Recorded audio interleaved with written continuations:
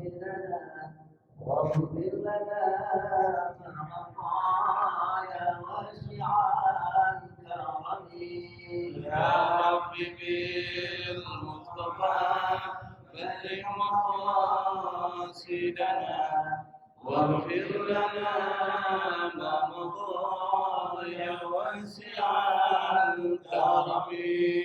محمد سيد الكونين والثقلين والفريقين من عرب ومن عجم. يا رب بالمصطفى بلغ مقاصدنا واغفر لنا ما مضى يا واسع الكرم.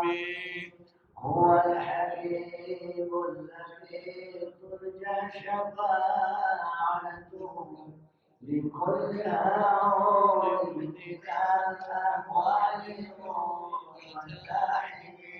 يا رب بالمصطفى بلغ مقاصدنا واغفر لنا ما مضى يا واسع الكرم. يا رب واجعل رجائي غير منعكس لديك واجعل حسابي غير منخرم. يا رب بالمصطفى بلغ مقاصدنا واغفر لنا ما مضى يا واسع الكرم. وارض على جمعنا الحاضر بمغفرته تمحو خطايانا في بدء ومختتم. يا رب بالمصطفى بلغ مقاصدنا واغفر لنا ما مضى يا واسع الكرم. وصل ربي على المختار ما طلعت شمس النهار ولاحت أنجم الظلم. يا رب بالمصطفى بلغ مقاصدنا واغفر لنا ما مضى يا واسع الكرم. والآل والصحب والأنصار من تابعهم هداهم واعترفوا بالعهد والذمم. يا رب بالمصطفى بلغ مقاصدنا واغفر لنا ما مضى يا واسع الكرم. اللهم صل وسلم وبارك عليه. اللهم صل وسلم وبارك عليه. بسم الله الرحمن الرحيم. بسم الله الرحمن الرحيم. لا إله إلا الله. لا إله إلا الله. أستغفر الله. أستغفر الله. اللهم صل وسلم. اللهم صل وسلم على سيدنا محمد. على سيدنا محمد وعلى آل سيدنا محمد. وعلى آل سيدنا محمد. وافتح لنا به وافتح لنا به أبواب علمك أبواب علمك كما فتحتها كما فتحتها على أنبيائك على أنبيائك وعلمائك وعلمائك المتقدمين المتقدمين والمتأخرين. وانشر علينا رحمتك يا ذا الجلال والإكرام. يا ذا الجلال والإكرام. Bismillahirrahmanirrahim. Alhamdulillahi rabbil alamin. Allahumma salli wa sallim ala sayyidina Muhammad al-Fatih lima ughliq wal khatimi lima sabaq nasiril haqqi bil haqq wal hadi ila siratikal mustaqim wa ala alihi wa ashabihi haqqa qadrihi wa miqdaril azim. Subhanaka la ilma lana illa ma 'allamtana innaka antal alimul hakim. ولا حول ولا قوة إلا بالله العلي العظيم رب اشرح لي صدري ويسر لي أمري واحلل عقدة من لساني يفقهوا قولي أما بعد. Masyiral hadirin jamaah Masjid Nurul Iman yang dimuliakan, dibanggakan oleh Allah Subhanahu wa taala. Pada kesempatan pengajian terakhir, insyaallah kita masih diberi kesempatan oleh Allah Subhanahu wa taala untuk masuk ke dalam bulan Ramadan. Kita berdoa dan mudah-mudahan juga kita masih diberikan kesempatan oleh Allah Subhanahu wa taala untuk bisa berkumpul kembali di dalam rangka menghidupkan dakwah Islam, kajian-kajian keagamaan, terutama kajian tafsir Al-Quran. Pada kesempatan malam ini, seperti yang sudah saya sampaikan sebelumnya, pertemuan yang lalu, kita adalah malam tawakufan. Tawakuf itu artinya berhenti sementara karena datang atau menyambut datangnya bulan Ramadan. Seperti biasa, karena yang datang ini adalah tamu agung, maka kita perlu mengenali tamu ini.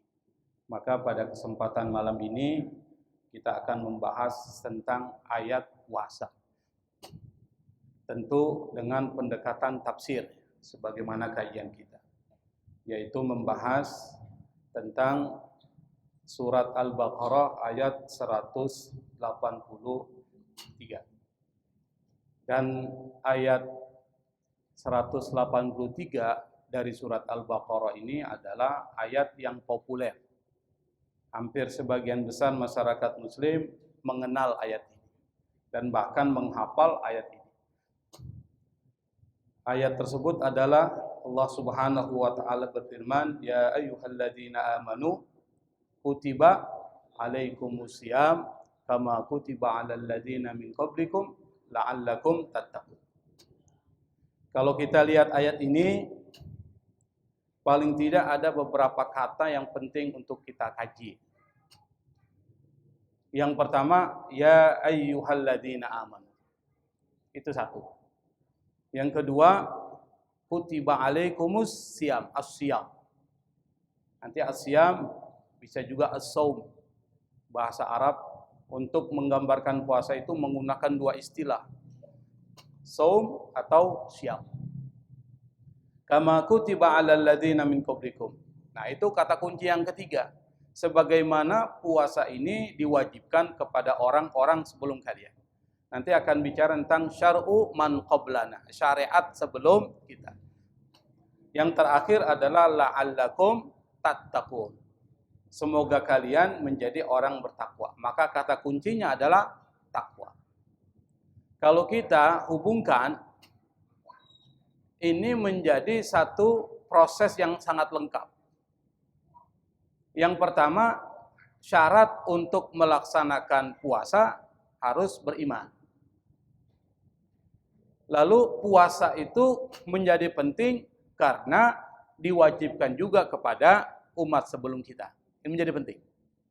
Yang keempat, dengan puasa itu Anda diharapkan akan menjadi orang yang bertakwa. Jadi kalau didekati dengan ilmu pendidikan, ada input, ada proses, ada output. Inputnya, masukannya harus yang beriman. Kalau tidak beriman nggak boleh. Kalau imannya pas-pasan, hasilnya pas-pasan. Kalau imannya sedang, hasilnya sedang. Kalau imannya bagus, hasilnya bagus. Itu begitu. Nanti diproses di bulan Ramadan. Kemudian outputnya adalah takwa. Nah, sekarang kita akan bahas tuh kata kunci itu. Kenapa puasa kita tidak memberikan pengaruh kepada kita? Karena persoalan yang pertama, itu ada pada persoalan iman. Ada pada persoalan iman. Makanya ketika turun ayat yang bicara puasa, para sahabat itu berat sekali. Kenapa berat? Yang pertama, puasa itu diturunkan oleh Allah Subhanahu wa taala syariatnya itu di bulan Ramadan. Dan bulan Ramadan dalam tradisi masyarakat Arab itu bulan panas. Jadi bulan panas. Makanya kalau Anda ingin bukti bulan Ramadan itu bulan panas, cobalah umroh di bulan Ramadan, itu panasnya luar biasa. Yang kedua, pada zaman sahabat belum dikenal AC. Kita kan kalau panas sedikit pergi ke Masjid Nurul Iman. Masuk ke dalam, ada AC-nya, tidur.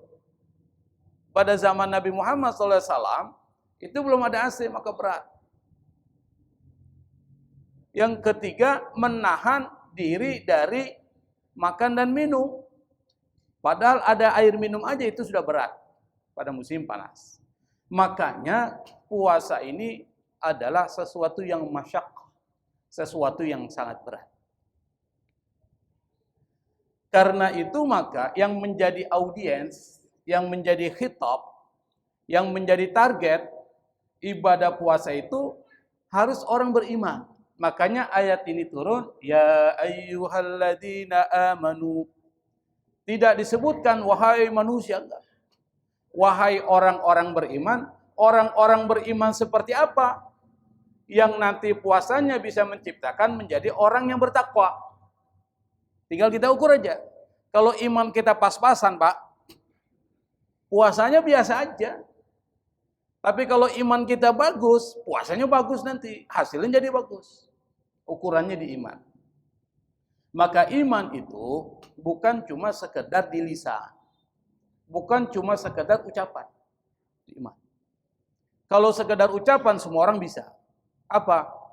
Asyhadu alla ilaha illallah wa asyhadu anna Muhammad Rasulullah. Itu bil lisan. Tapi perlu tasdikun bil qalbi. Harus ada pembenahan atau pembenaran dalam hati. Dan ini yang sulit. Makanya orang-orang munafik, dia bisa mengucapkan iman. Tapi hatinya bermasalah. Maka pengaruhnya juga bermasalah hasilnya. Sekarang iman seperti apa? Yang bisa membuat puasa yang akan kita lakukan, itu memberikan pengaruh. Yang pertama harus penggabungan ketiga. Pertama adalah qaulun bil lisan, wa tasdiqun bil qalbi, wa amalun bil arkan. Tiga itu iman. Oke, kita bisa ngucapin, selesai. Semua di sini bisa mengucapkan. Nah, sekarang yang perlu kita tanamkan adalah masukkan iman itu ke dalam hati kita. Maksudnya apa? Anda percaya kepada Allah dengan keimanan yang tulus. Percaya Allah memberikan rizki, maka Anda tidak perlu takut orang lain akan menghambat rizki Anda, tidak usah takut. Sebagai contoh misalnya, di kantor, kalau Anda tidak ikut saya, kata pimpinan, menaikkan anggaran. Kan kadang-kala di kantor yang paling sering terjadi adalah markup pembiayaan, betul ya? Markup itu maksudnya dinaikkan. Ada kan? Ada nggak begitu Pak di kantor-kantor tuh? Ada tuh, sering. Ada orang yang imannya kuat, dia bilang saya nggak mau.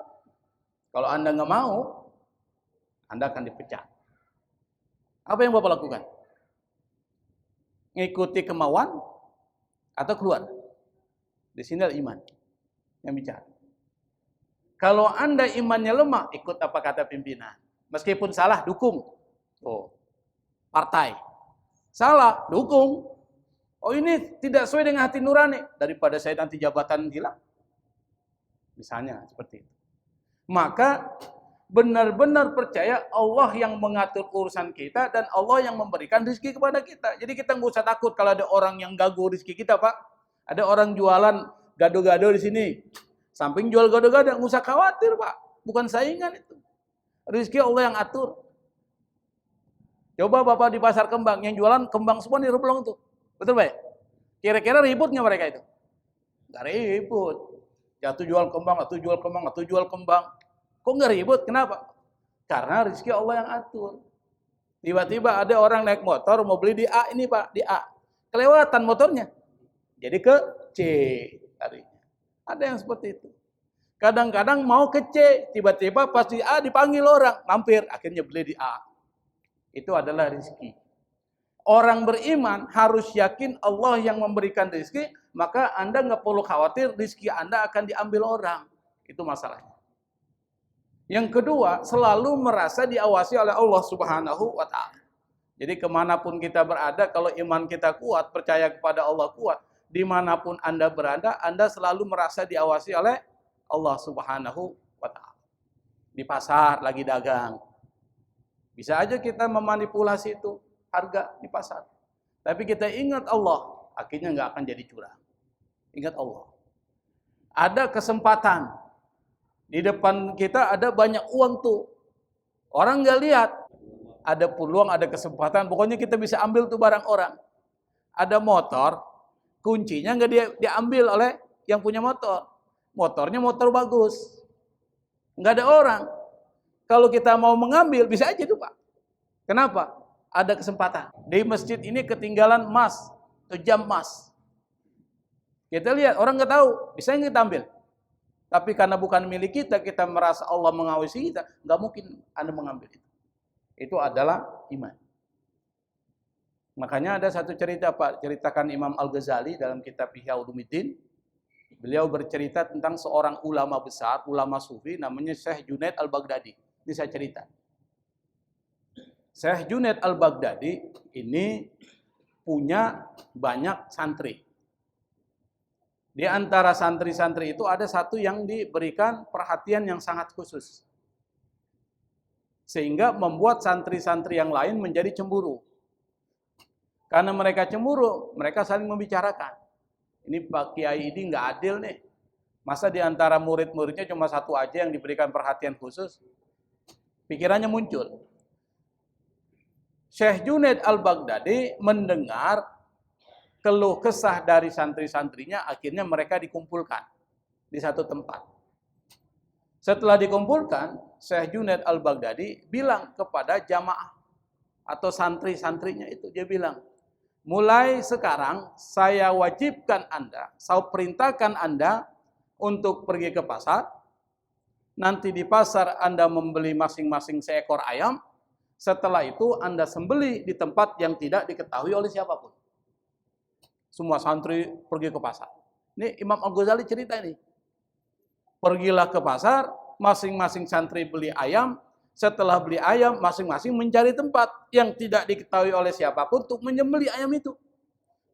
Ada yang pergi ke hutan. Pergi ke hutan, lalu kemudian dilihat nggak ada orang, dia sembelih ayam itu. Ada yang pergi ke pantai. Ketika sampai di pantai, dia tengok kanan kiri, tidak ada orang, dia sembelih ayam itu. Ada yang pergi pulang ke rumahnya. Masuk ke rumahnya, dia kunci pintu rumah, lalu masuk ke dalam kamar, dia kunci kamar, lalu kemudian dia potong ayam itu. Selesai, masing-masing, kemudian dikumpulkan Pak Kiai untuk membuat laporan. Masing-masing bilang, kami sudah melaksanakan perintah Pak Kiai. Bahasa kita begitulah. Tapi di antara mereka ada satu yang tidak melaksanakan perintah Pak Kiai, Syekh Junaid Al-Baghdadi, yaitu santri yang paling dicintai, yang paling disayangi, dan yang paling diberikan perhatian khusus. Hingga santri-santri lain semuanya mencibir tuh pada santri itu. Lihat itu Pak Kiai. Santri yang paling dicintai Pak Kiai ternyata nggak melaksanakan perintah.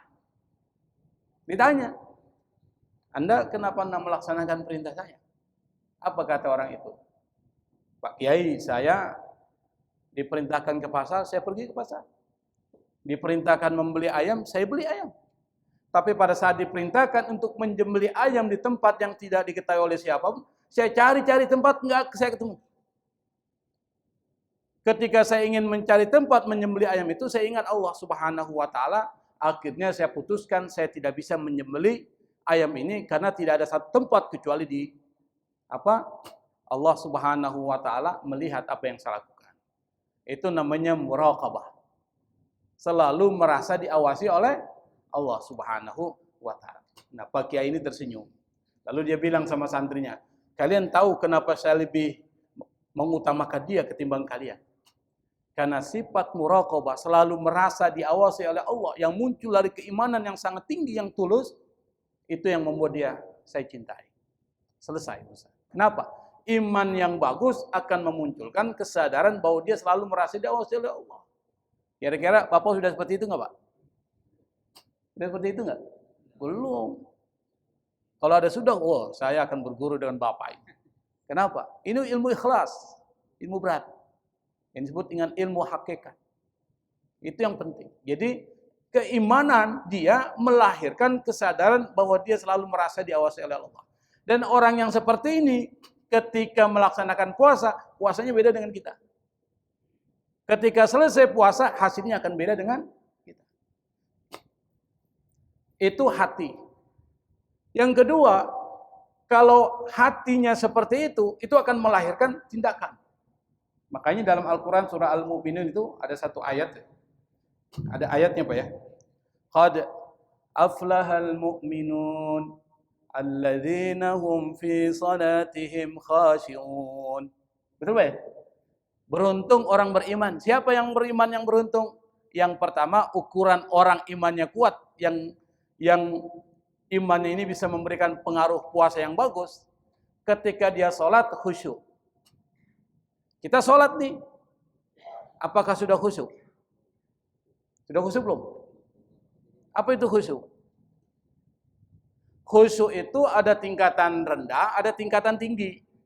Khusyuk tingkatan tinggi, Anda sholat, bom di belakang bunyi, Anda nggak dengar.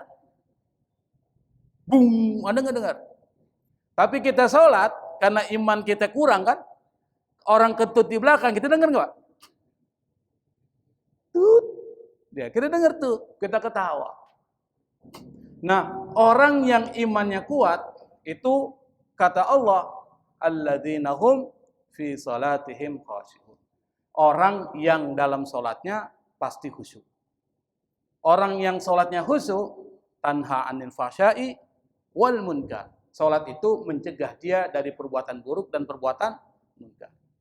Makanya kita ngukur kira-kira iman kita seperti itu atau tidak. Yang kedua, walladzina hum anil lagwi mu'ridun.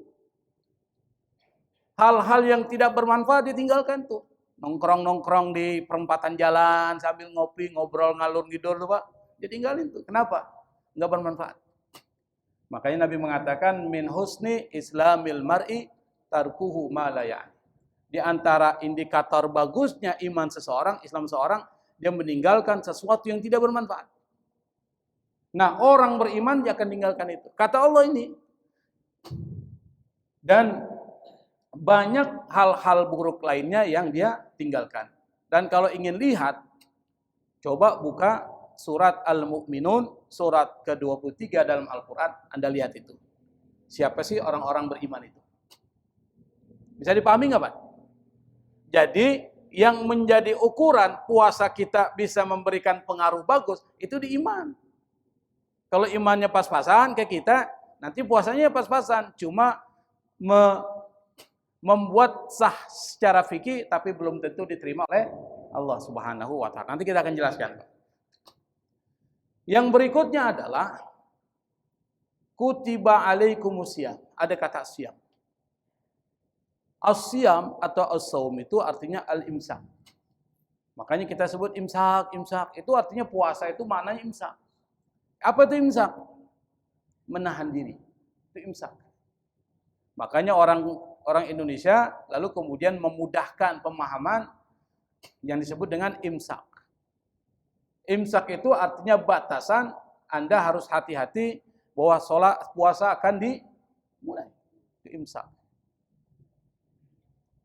Nah, puasa secara fikih itu rukunnya cuma 2 saja, Pak. Kalau sholat rukunnya ada berapa? Rukun sholat ada 13. Mazhab Syafi'i ada 13. Puasa rukunnya cuma 2. Apa tuh rukun pertama? Niat. Kata mazhab Hanafi, sebagian mazhab Hanafi mengatakan niat itu pada sesuatu yang bersifat perintah melakukan sesuatu, itu niat. Tapi kalau perintah meninggalkan sesuatu, kata mazhab Hanafi nggak perlu niat. Misalnya saya beri contoh, saya meninggalkan untuk berbuat zina, perlu nggak niat? Perlu nggak, Pak? Nggak perlu niat. Tapi kalau saya mau melaksanakan sholat, perlu niat nggak? Perlu. Kata mazhab Hanafi, sesuatu yang bersifat meninggalkan itu tidak perlu niat.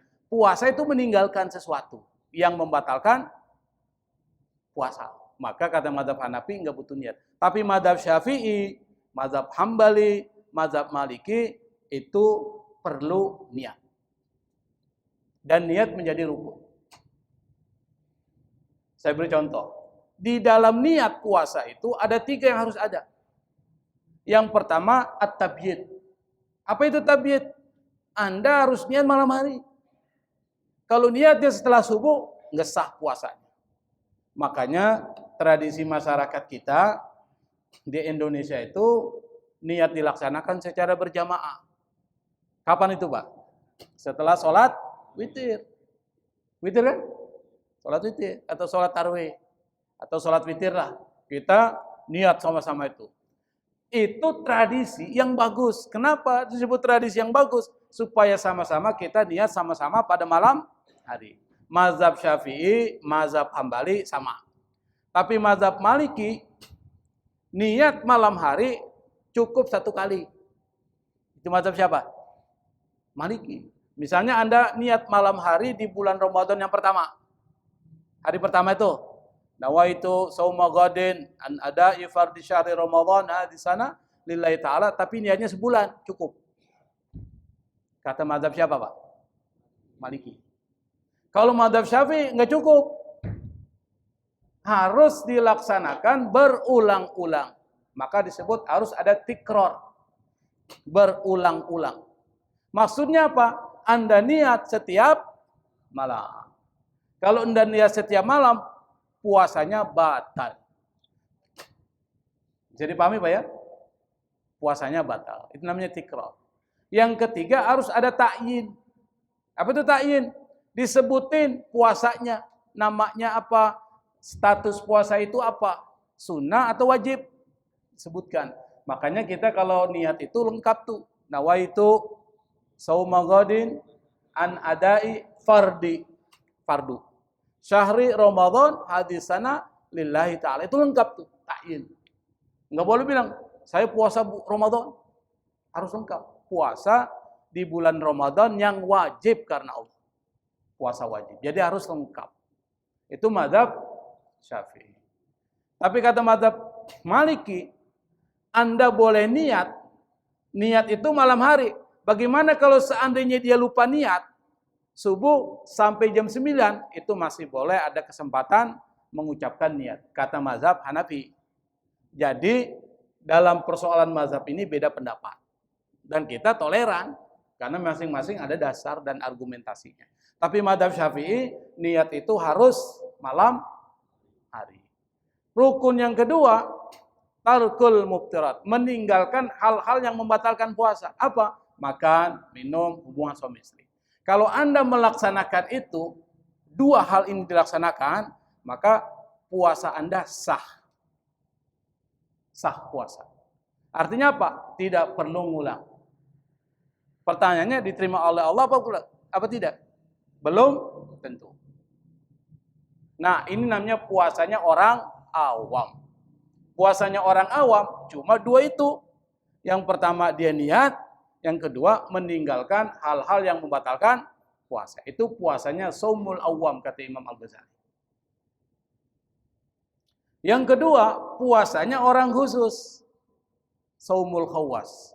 Puasanya orang khusus itu adalah puasa bukan cuma sekedar meninggalkan makan dan minum dan hubungan suami istri di bulan Ramadan, tetapi lebih dari itu. Apa? Anggota badannya dipuasakan. Maksudnya apa? Mata dipuasakan, telinga dipuasakan, pikiran dipuasakan, hati dipuasakan, tangan dan kaki dan seluruh anggota badan lainnya itu dipuasakan. Misalnya mata melihat yang baik-baik. Dipuasakan dari melihat yang tidak baik. Ini dilatih, Pak. Karena bulan Ramadan itu bulan latihan ini. Nanti akan dilihat hasilnya gimana. Kalau Anda benar bertakwa atau tidak. Kalau benar bertakwa, ini nanti akan terprogram menjadi melihat yang baik-baik. Telinga dipuasakan dari mendengar yang buruk-buruk. Tetapi dihidupkan, powernya itu di-on-kan. Turn on kalau bahasanya itu, kalau kita lihat ada TV itu dihidupkan, apanya? Telinga untuk mendengar yang baik-baik. Misalnya pengajian, baca Al-Quran, pembacaan Al-Quran, dengar tausiah-tausiah keagamaan, tazkirah, itu disetting namanya, diprogram. Kalau bahasa komputer itu diprogram. Jadi bulan Ramadan, bulan pemrograman. Diprogram semua anggota badan kita. Mulut dipuasakan dari mengatakan yang buruk-buruk. Di mulut nih. Berarti kebalikannya, diisi dengan yang baik-baik. Misalnya baca Quran, baca zikir, tazkirah keagamaan, menyampaikan tausiah dan lain sebagainya, ini dilatih.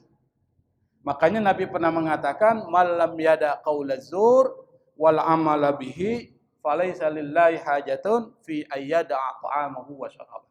Kata Nabi, barang siapa yang tidak bisa meninggalkan perkataan yang zur. Zur itu artinya dia bohong, yang sering fitnah, kata-kata yang curang, kotor. Itu zur. Sumpah palsu disebut dengan syahadatul zur. Wal amala bi, dan perbuatan yang tidak jujur, yang curang. Misalnya apa? Tadi manipulasi suara. Itu curang, Pak. Itu masuk zur tuh. Menggelembungkan suara dan lain sebagainya. Itu praktik curang. Kata Nabi, Allah enggak butuh puasanya orang seperti itu. Artinya apa? Ditolak oleh Allah Subhanahu wa taala. Maka nanti kita harus program diri kita puasanya puasa yang model kedua, bukan model pertama. Kalau hasilnya mau bagus, apa? Mulut dijaga. Makanya disebut dengan hifdzul lisan. Mulut, lidah dijaga dari mengatakan yang kotor-kotor. Ini dijaga. Dulu ada, Pak, orang yang puasa. Orang puasa ibadahnya bagus, tapi mulutnya susah banget dijaga. Sampai kemudian dilapor kepada Nabi. Gimana? Apa kata Nabi? Suruh dia berbuka puasa aja. Artinya apa? Puasanya tidak diterima oleh Allah Subhanahu wa taala. Sah enggak puasanya? Sah. Secara fikih sah. Maksudnya apa? Dia memenuhi syarat dan rukunnya. Tetapi pahalanya belum tentu dia dapat. Maka Nabi pernah mengatakan, kam min shaimin laisa lahu min siyamihi illal ju' wal atas. Berapa banyak orang yang puasa enggak dapat pahala puasa kecuali lapar dan haus. Itu puasanya orang awam. Makanya jangan sampai kita cuma di situ. Kita harus semua anggota badan dipuasakan. Yang ketiga, puasanya orang super khusus. Superman. Khawasul khawas. Siapa? Puasanya para nabi dan rasul. Para nabi dan rasul, Pak, puasanya enggak seperti kita, para wali-wali Allah. Apa puasanya? Dia tidak ingat Allah 1 detik aja, itu dianggap membatalkan puasa. Kira-kira Bapak seperti itu enggak, Pak? Hah? Jauh banget ya, kita jauh banget. Yang kedua aja udah setengah mati. Apalagi kalau udah ngumpul, pasti ada aja objek yang diomongin, Pak ya. Udah ngumpul nih, ada satu yang diserang tuh. Biasanya begitu. Nah, puasa yang bisa kita ambil yang puasa tahapan kedua. Nah, puasanya orang awam nanti outputnya akan seperti dia. Tapi puasanya orang super khusus, outputnya bagus. Puasanya orang yang khusus, outputnya dia akan memberikan pengaruh. Nah, karena puasa ini adalah penting, maka kama kutiba 'alal ladzina min qablikum. Sebagaimana puasa ini diwajibkan buat orang-orang sebelum kita, maka puasa ini ibadah seperti sholat. Itu ibadah yang abadi, universal, jami', syamil. Dia universal, klasik dari dulu sampai sekarang nggak akan hilang. Itu puasa. Makanya Nabi Adam misalnya, Nabi Adam. Itu ketika turun dari surga, ini kemarin kita udah bahas tuh, turun dari surga, Nabi Adam ke bumi. Kena matahari, Pak. Jadi di surga nggak ada matahari berarti. Turun ke bumi ada matahari. Kena sinar matahari jadi hitam badannya semua. Nabi Adam. Lalu Allah perintahkan Adam, seperti riwayat dari Ibnu Abbas, berpuasa 3 hari di pertengahan bulan Qamariyah. Tanggal 13, 14, 15. Namanya puasa apa itu? Ayyamul Bid. Nah, Ayyamul Bid itu puasanya Nabi Adam. Puasa pertama Nabi Adam, sepertiga kulitnya jadi putih. Berarti 2/3 hitam. Puasa yang kedua, 2/3 jadi putih, sepertiga masih hitam. Puasa yang ketiga, putih semua. Makanya kalau bapak hitam kulitnya Pak mau putih, puasa Ayyamul Bid. Saya Syarifuddin nih. Puasa Ayyamul Bid supaya putih. Ya bahasanya begitu kan. Itu Nabi Adam. Nabi Nuh ketika berada di perahu itu selama 1 tahun dia berpuasa. 2 hari dia tidak puasa, yaitu hari raya. Nabi Yusuf ketika dia berada di penjara itu dia berpuasa. Nabi Yusuf. Kemudian Nabi Daud, Nabi Musa itu berpuasa selama 40 hari ketika berada di Tursina. Kemudian Nabi Daud berpuasa yang sering kita lakukan, yang sering kita dengar apa puasanya? Sehari puasa, sehari tidak. Namanya puasa Nabi Daud. Dan orang-orang Nasrani, Kristen, sebelum Nabi Muhammad SAW, mereka puasa Ramadan, Pak. Karena memang puasa itu diwajibkan kepada para nabi. Puasa di bulan Ramadan, dan bulan Ramadan itu bulan panas, 30 hari dia nggak sanggup. Akhirnya dia pindahkan dari bulan panas menjadi bulan di antara bulan panas dan musim dingin. Musim dingin dan musim panas, berarti musim semi. Itu orang Kristen tuh Pak, dipindahin. Bapak berani nggak memindahkan puasa Ramadan di bulan yang lain? Berani nggak Pak? Orang Kristen berani Pak. Dia pindahkan ke antara panas dan dingin, berarti musim semi. Karena mereka pindahkan, para ulamanya lalu kemudian menambahkan 20 hari.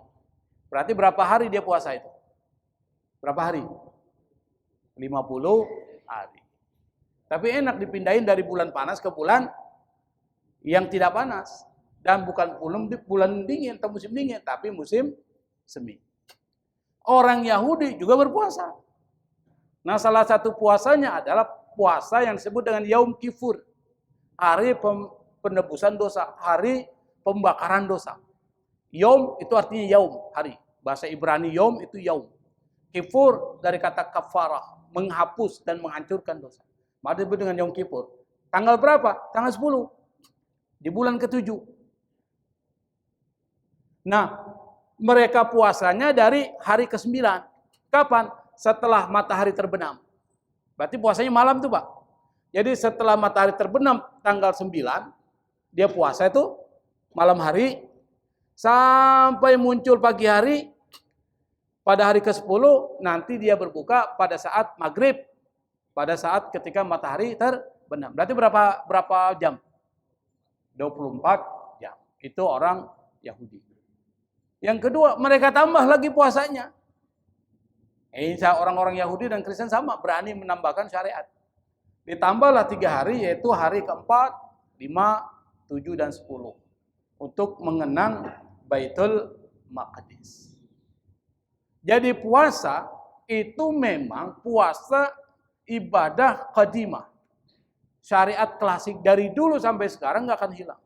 Kenapa? Karena manfaatnya banyak. Buat kesehatan dan buat yang lain. Makanya puasa itu menjadi penting. Saking pentingnya puasa, maka diperkuat dengan sejarah-sejarah sebelumnya. Itu Allah ingin mengatakan kepada kita, ini penting loh. Dan orang-orang sebelum Anda, saya wajibkan berpuasa dan manfaatnya banyak. Makanya orang kalau mau operasi, puasa nggak? Puasa.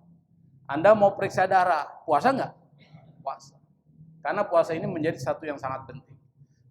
Dan yang terakhir adalah outputnya, kalau Anda berpuasa dan puasa itu dengan benar dilaksanakan, puasanya orang khusus, bukan puasanya orang awam, maka output jadi bagus. Apa?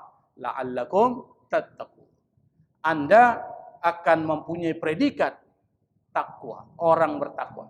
Siapa orang bertakwa? Orang bertakwa itu semuanya baik kehidupannya. Makanya dalam Al-Quran Allah katakan dalam surat Talaq itu, wa may yattaqillaha yaj'al lahu makhraja. Barang siapa yang bertakwa kepada Allah, maka Allah akan berikan semua solusi terhadap persoalan yang dihadapi. Wa may yattaqillaha yaj'al lahu min amrihi yusra. Barang siapa yang bertakwa kepada Allah, Allah akan mudahkan urusan Anda. Itu Allah janji. Wa may yattaqillaha yu'dzim lahu ajra. Allah akan berikan pahala yang besar. Wattaqullah wa yu'allimukumullah. Bertakwalah kalian kepada Allah, Allah akan ajarkan ilmu kepada kalian dari jalan yang kalian tidak duga. Namanya ilmu laduni. Jadi kita nggak pernah belajar, tapi Allah kasih. Itu kalau orang bertakwa. Jadi belajarnya menjadi orang bertakwa. Nanti Allah kasih ilmu yang kita mungkin kaget. Kok kita bisa mengetahui ini? Padahal kita belum pernah belajar. Itu namanya ilmu dari Allah Subhanahu wa Ta'ala. Untuk mendapatkan ilmu laduni harus takwa. Apa itu takwa? Hubungan dengan Allah bagus, hubungan dengan manusia bagus, hubungan dengan lingkungan ekologis di sekitar kita bagus. Misalnya saya beri contoh. Dulu sebelum dia berpuasa, sebelum Ramadan, itu ibadahnya biasa aja. Baca Qur'annya satu hari, satu lembar. Satu hari, satu lembar. Setelah dia puasa, karena dilatih banyak baca Qur'an untuk menjaga lisan. Maka setelah puasa, dia satu hari, dia tambah kualitas dan kuantitasnya. Dari satu lembar jadi satu juz. Itu ada perbaikan di dalam ibadah. Kedua, meninggalkan kehendak nafsunya untuk mencari keridhaan Allah Subhanahu wa Ta'ala. Artinya bagus, nafsu bisa dikendalikan. Karena yang membuat orang rusak itu hawa nafsu, Pak. Makanya hawa nafsu itu kata Allah musuh yang nyata. Musuh Anda yang nyata itu dua. Pertama setan, adu mubin. Yang kedua hawa nafsu yang ada dalam diri kita. A'da aduwika nafsuka allati baina jambi. Kata Nabi, musuhmu yang paling dahsyat adalah hawa nafsu yang ada di dalam hati kalian. Itu hati-hati. Dan hawa nafsu itu bisa dikendalikan oleh apa? Puasa. Kalau orang sudah bisa dan mampu mengendalikan hawa nafsunya, dia menjadi orang bertakwa. Orang hebat. Yang kedua, hubungan dengan sama manusia. Artinya apa? Kalau ada orang susah, bantu. Ada orang lagi berduka, datang takziah. Berikan bantuan. Mulut dijaga tidak menyakiti tetangga kita, saudara kita. Kalau kita masak, lebihkan. Tetangga kasih sayur. Dan kita masak sayur nih Pak. Kasih lebih. Kasih tetangga sebelah kanan, sebelah kiri, dan seterusnya. Jangan cuma airnya doang. Dengan isinya juga. Ini mentang-mentang disuruh kita berbagi sama tetangga, kita masak sayur sop, kasih airnya banyak Pak. Daging kita makan, airnya kita kasih, nah, jangan begitu. Kita harus berikan yang baik kepada tetangga. Makanya salah satu ciri dari orang bertakwa kata Allah, alladzina yunfiquna fis sarra'i wad-dharra wal kadhibinal ghaiz wal 'afina 'anil nas. Mereka yang menginfakkan hartanya dan orang yang mampu mengendalikan amarahnya, dan orang yang mampu memberikan maaf kepada orang lain. Itu salah satu ciri dari orang bertakwa. Dan yang terakhir adalah hubungan dengan lingkungan. Bagus. Misalnya, dulu kita sering nyiksa hewan, ngadu ayam tuh. Setelah kita puasa menjadi orang bertakwa misalnya, enggak lagi kita menyiksa hewan. Dulu kita sering pukul kucing tuh Pak. Dan seterusnya. Atau sering buang sampah sembarangan. Setelah kita berpuasa menjadi orang yang bagus, maka kita tidak lagi melaksanakan hal-hal yang seperti itu. Makanya Nabi pernah mengajarkan kepada kita, idza zabahtum fa ahsinuz zabah. Kalau Anda menyembelih hewan, sembelihlah dengan cara yang terbaik. Kenapa? Jangan menyakiti hewan. Itu hebatnya Islam. Jadi dengan lingkungan di sekitar kita, tetap kita berlaku baik. Itulah orang bertakwa. Kalau kita singkat, cerdas emosinya, cerdas spiritualnya, cerdas sosial, itu orang takwa. Hubungan dengan Allah bagus, hubungan dengan sama manusia bagus, dan hubungan dengan lingkungan ekologis yang ada di sekitar kita bagus. Itulah orang bertakwa. Dan itu bisa terbentuk melalui syariat puasa. Maka sekarang kita ubah, Pak. Kalau dulu puasa kita puasa orang awam, kita ubah menjadi puasa orang khusus. Kira-kira bisa nggak, Pak? Insya Allah kita usahakan.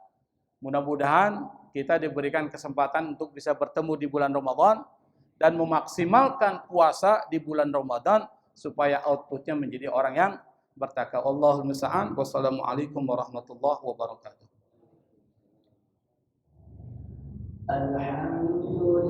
الغفور للعابد الغفور والفرد في الأمور وحماقة القبور وصلاة الله دواما وسلامه تماما على من يجيء إماما وللأنبياء ختاما وعلى الآل الكرام والصحب كالنجوم في قدوة المرام للقرب والأعجام يا ربنا اعترفنا بأننا اقترفنا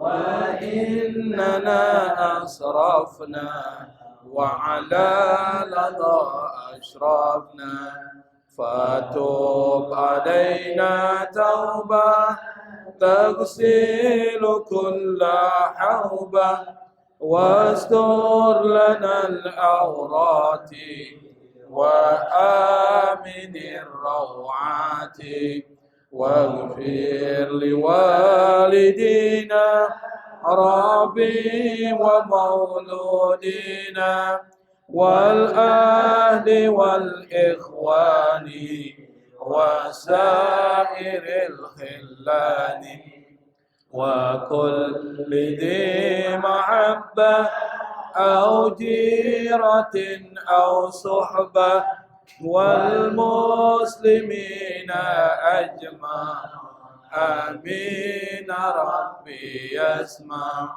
فضلا وجودا منا لا باكتساب منا بالمصطفى الرسول نحظى بكل سول صلى وسلم ربي عليه عد الحب وآله وصحبه عدادة الصحب والحمد لله في البدء والتناهي والحمد لله في البدء والتناهي وصلى الله على سيدنا محمد.